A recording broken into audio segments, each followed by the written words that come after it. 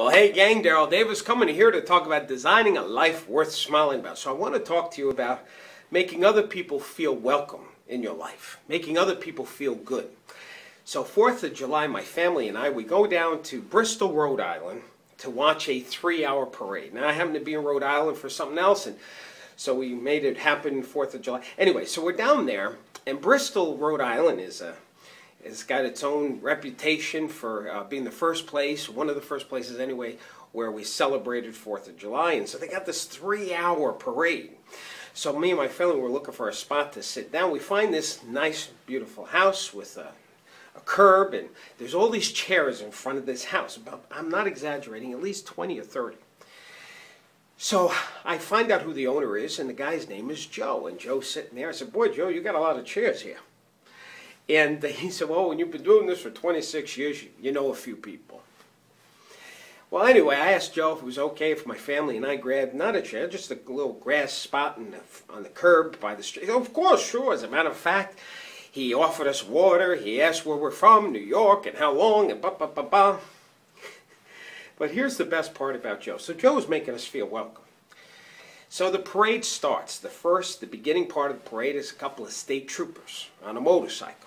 And one of them stops the whole parade to say hello to Joe. "Hey Joe, how you doing?"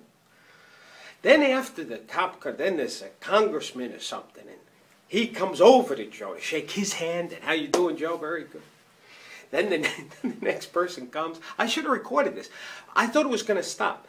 But I don't want to waste the time in the video. I got to tell you, I was there for an hour. And I would say at least every other person is saying hello to Joe. I tell Joe we got to go. We didn't expect to stay this long. And he says, "Well, look, let me give you my cell number. So that way, if you come next year, you got to stay the whole week. There's other things to do here. I'll give you an itinerary. I'll tell you what there is. I'll tell you where to stay." Joe has got so much power, so many people that like Joe, who love Joe. And I say it's because who Joe is committed to helping other people. All Joe cared about was just everybody that came over to say hello to Joe, he kept offering them water. And you know what? This guy, he's kept smiling the whole time. Joe loves his neighbor, Joe loves people, Joe loves life, and he shows that he cares about other people. And it's because of that I think it increases the quality of his life. How many of us would give up our front lawn to complete strangers? How many of us would take the time to say, "Hey, call me, I'm going to take care of you"? How many of us, when we're waiting in line in the supermarket or in our car, we're trying to cut the line perhaps, or not let somebody get in on us when we're driving on the highway and somebody wants to merge in? Maybe we need to be a little bit more like Joe. Maybe if we didn't focus on what we want and our own survival, if we focus on others and give to others and don't worry if whether they appreciate it or not, maybe we'll have less stress, more fun in our life, and we'll smile more. Hope this helped you. Have a wonderful day, and of course, don't forget to keep smiling.